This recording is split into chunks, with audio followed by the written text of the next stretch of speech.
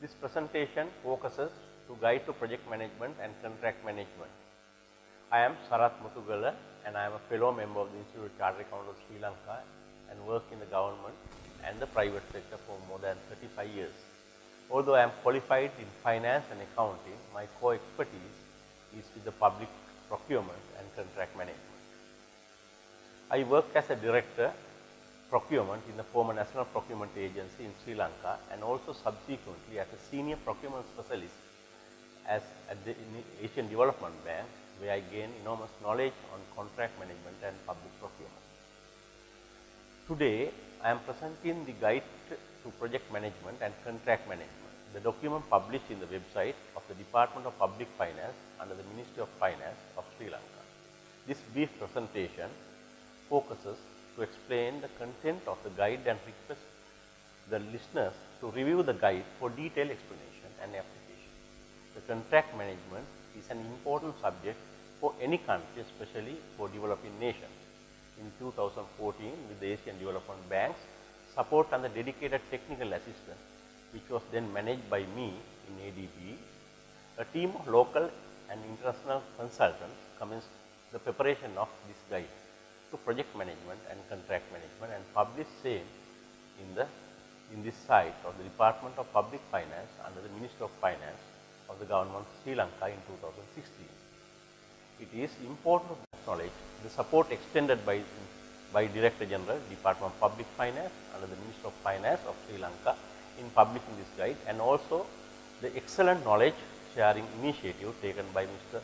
Thomas Borola, the Chief of Party, and his team under USAID assisted STAIR project.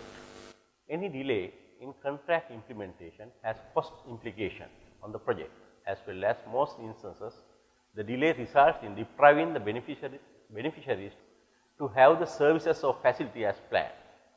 The need a guide for project management and contract management, or usually we say GPMCM, has been an important subject in the past, and the government of Sri Lanka and the development partners were discussing this subject in a decade.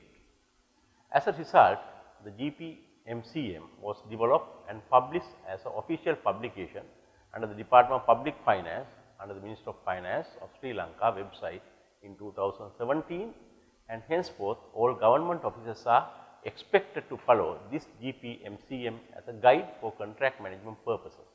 In this short presentation, I will explain overview of condition of contracts used in the public sector, civil works project, rationale of GPMCM, advantages of using guide for GPMCM, how GPMCM help public organization for contract management, and condition with key areas covered in GPMs in brief.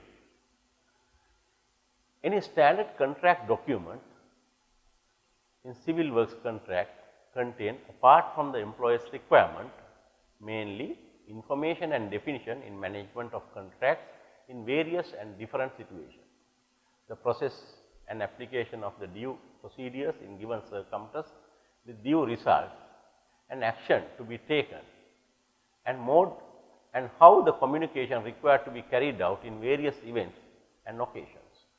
These three segments are detailed in the GPMCM in three sections, which are detailed later.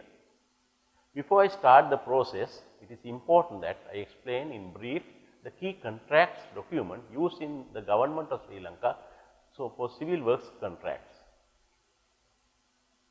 As explained in the slides, in Sri Lanka, capital project initiative initiated by government are either financed by the government own revenue budget and bilateral financing or multilateral development bank financing, which is commonly known as MDBs.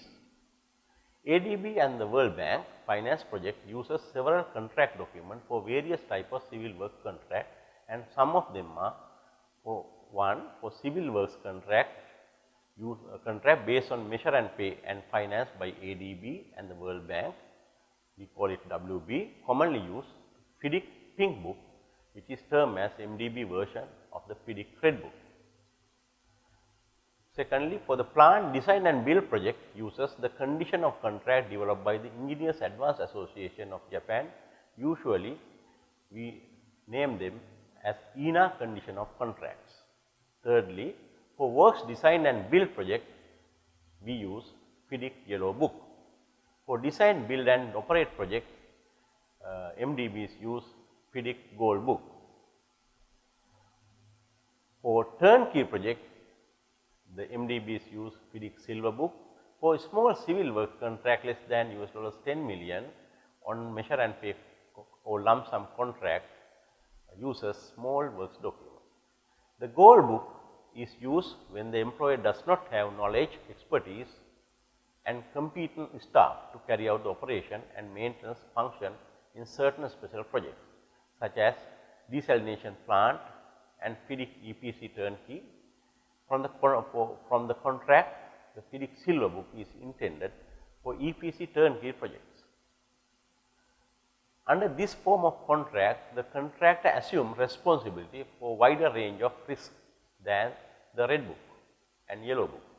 If the contractor is to carry out such risks, the employer must provide him time and opportunity to obtain and consider all relevant information before the contractor is asked to sign on fixed contract price. Out of the several conditions of contract used in Sri Lanka in the public tendering process, in most instances the FIDIC pink book, multilateral development harmonized edition version we namely uses, is intended to use for construction of building and engineering work designed by the employer and funded by the major MDBs in Sri Lanka. Pink book is based on FIDIC red book, and the FIDIC pink book imposes stricter obligation standards on both the employer and the contractor. Also, the section 5.3.1 of the National Procurement Guideline and the manual linked to the National Procurement Guidelines stipulate the use of 4 types of civil work document approved by the Construction Industry Development Agency, or we call them CIDA, formerly known as ICTAD, for the government finance project and some donor funded civil works project. They are ICTAD SPD1 works contract, which is used medium scale domestic contracts, works designed by the employer, contract administration is carried out by the engineer appointed by the employer. Under these there are 64 clauses and general conditions are similar to ADB and World Bank small works document. Secondly, ICTAD STB2 major works contract intended for major works designed by the employer and contract administration is carried out by an engineer. FIDIC red book 99 version with some modifications are used by the ICTAD. ICTAD SBD3 minor works contract intended for small works contract designed by the employer. Contract administration is carried out by an engineer. There are 14 clauses as general condition of contract. ICTAD SBD4, which is the last and important standard SBD, is design build contract intended for a DB design build contract with works designed by the contractor and contract administration is carried out by an engineer appointed by the employer. FIDIC yellow book 99 is used with some modification by the CIDA. Now, if you look at the slides, the project life cycle is depicted in the diagram. The contract management falls on the project implementation and the completion stage. Therefore, the several other activities falls on the other segment of the project life cycle and they are not discussed in this presentation and also in the GPCMCA. As we all know, the government of Sri Lanka has implemented large number of projects and most projects experience cost overruns and delays due to various reasons. Most of the projects delays due to lapses in contract management according to the published information. Project financed by ADB in the recent past, which are earmarked to complete within 3 years, has taken average time of more than 6 years. It signifies the importance of this subject. And also the delays in project completion result cost escalation in project and finally deprive the public the use of facilities and also underutilizing of foreign funds. One of the key reasons for such delay is insufficient capacity of the project staff. in contract management, especially in dispute resolution and claim management and also in contract monitoring. Considering these needs, the GPMCM has been developed and the web link for GCMPM is mentioned in the slide, and the viewers can freely download the document. It could be replicated as per the different needs of any jurisdiction of your own country. GPMCM intended to provide procedural guidance to the staff involved in the contract management of the government of Sri Lanka, primarily adapting similar principles to FIDIC MDB version 2010, namely Pink Book 2010. Broader content of the GPMCM includes section 1, introduction principle and concept of contract management, and the section 2, contract management and procedures, and thirdly the section 3, forms and format of the GPMCM. GPMCM is intended to be used by the project staff involved in managing contract as employer representative, engineer and his representative and assistant, and also higher level of management of the executing implementation and participate in the contract management and training program like this. Section 1 of the GPCM includes detail of contract management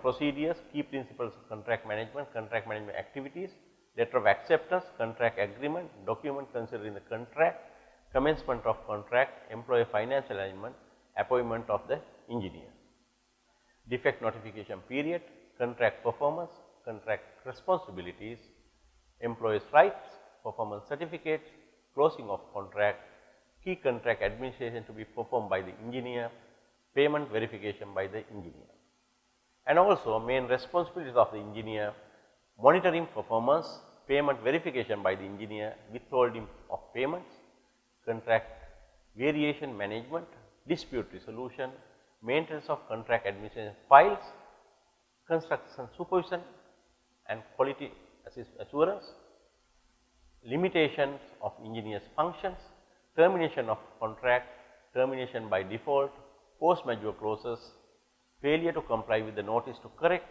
notice of termination, contract closing process, contract termination, contract and contract variation management. Also, concept of contract, arbitration act, standard forms of contract, comparison of major features of different forms of contract, and also different type of books like red book, pink book, silver book, gold book and yellow book, which I explained in FIDIC, and also INA condition of contract, and also the green book and the different among the different condition of contract of the FIDIC condition of contract. Now, I will explain you how GPCM help organization, project and contract management. It defines responsibility and authority for specific contract management. It ensures compliance with the contractual obligation when carrying out the contract management functions. It ensures uniformity in contract management activities among different projects in different organizations, and it prevents recurrence of problems through amending of procedures to include corrective measures and provide opportunities for application of lessons learned. It facilitates training of project staff in contract management, enhancing the ability to apply proper contract management principles and practices. Also adapt as a part of the procedure manual in organization to establish quality assurance and quality management, quality control manuals. It improves the ability to project staff to take action efficiently and respond the contractual correspondence promptly in accordance with the terms of the contract.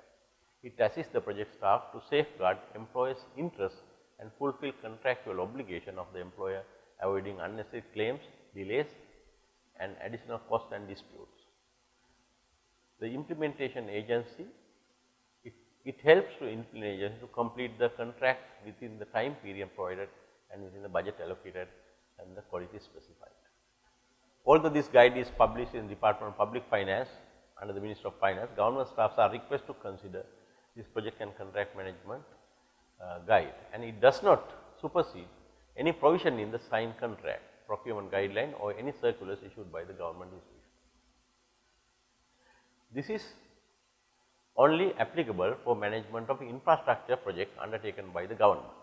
Direction, suggestion and recommendation included in these guides are meant only for design, construction and operation of public sector development project and are not appropriate for other type of contracts such as supply and service contracts. This GPSM only covers the contract execution stage, which is from the issuing of letter of acceptance to the closing out the contract and issuing performance certificate. Now, if I explain little more about the procedure for the contract management manual section 2, the section 2 of the GPSM provides systems of procedures structured to follow the flow of activities in a typical contract by identifying such important activities in each stage and describing each in a contractual context, including likely scenarios which may arise and providing direction on action to manage such situation. As I mentioned earlier in my presentation, any civil works contract has a different contract management procedures for different situations. These procedures are varied according to the complexity of the contract. Contract structured under FIDIC Pink Book has several contract procedures and the team has identified 69 such procedures which need action plan for each such procedures. Though these procedures are explained using the FIDIC Pink Book, almost the same procedures could be applied to other standard FIDIC based condition of contract and ICTAD based condition of contract, which are based on FIDIC Red Book and Yellow Book for similar procedures, or condition of contract based on inner condition of contract may be with some modifications. Contract management procedures include GPSM under section 2 prepared to provide guidance to the users in management of day-to-day contract functions efficiently and effectively. The 69 procedures contained in under section 2 is categorized under 4 contract stages representing contractual requirement as well as certain good practices representing mobilization stage, execution stage, completion stage and dispute resolution process. Each procedure has a references to contract conditions, procurement and other guidance issued by the government and legal references to ensure any direction issued by the engineer to the contract for each situation which complies with all requirements. These procedures are explained in slides which goes CA1 to CA69 and starting from the letter of acceptance award, formation of contract, handing over the documents, reviewing of draft contract and drafting, signing of contract agreement and orientation training contract and commencement of contract. Evidence of the employer's financial management, appointment of the engineer, delegation of engineer's authority, establishment of the document, commencement, the correspondence, handing of the site. Also, these procedures are explained in the slides from CA8 to CA69 and as it is explained, all the procedures in the contract implementation and management is included in these slides and it is included in the GPMCM. And you can see that review of insurance and from that advance payment, appointment of the subcontractors, appointment of nominated subcontractors, approval of the materials and also access to the acceptance of the contractors monthly statement and all these procedures are explained. This procedures covers all the procedures involved in contract administration and management until the performance certificate is issued and also adjudication and amicable settlement and arbitration in dispute resolution also explained. Section 3 is a very important segment which is the last section of the GPMCM. Also each procedure has a standard templates for letters and directions and responses usually issued by the engineer for each procedure which was explained in section 2 to the contractor. This standard template assists and ensures the engineer does not have to fish for the templates, and also possibility of making mistake is minimized as all templates are prepared considering all contractual precautions. And it implements the standard procedures in government sector in the contract management for each situation, and government officer is protected for his contract implementation action against any allegation and complaints. These include different type of formats and templates recommended to be used for each situation of procedure. Therefore, project staff do not have to spend time to prepare template for given circumstances, and it also facilitates them to harmonize their contract management communication using those formats included in GPMCM. There are 113 templates and formats for 69 contract procedures, and they will be uploaded early to the Department of Public Finance website under the Ministry of Finance website in Sri Lanka. This ends my presentation on the guide to project management and contract management, and I request all public officers who are involved in contract management in the government finance project to review and familiarize the GPMCM well before taking the task of implementing any public sector finance civil works project, mainly as this guide could be considered as the single place of reference document for contract management, and it is very much useful especially for the engineer to contract and his assistant in the management of contract.